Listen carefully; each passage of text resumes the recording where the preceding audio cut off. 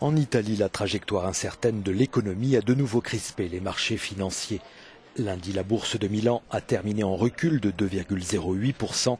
Quant à l'écart entre les taux d'emprunt italiens et allemands sur 10 ans, il a atteint son plus haut niveau depuis 2013.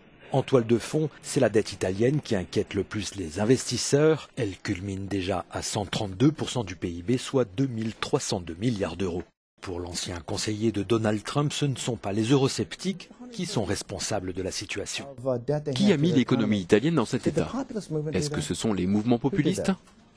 Ce sont les 3 gouvernements précédents qui ont fait cela, et ils ont été mis en place par la Banque centrale européenne. Ils n'ont pas été élus par le peuple italien.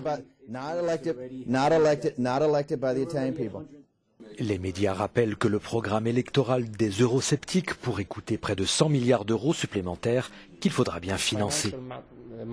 Les marchés financiers sont très importants, surtout pour un pays où la dette publique est si élevée.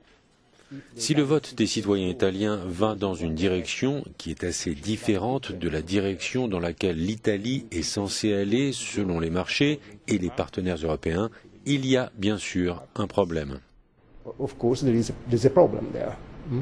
En attendant, ce sont les agences de notation financière qui sont sur le qui-vive. Le risque est que la crise de confiance ne se reporte en domino sur les banques italiennes et finalement sur l'économie réelle.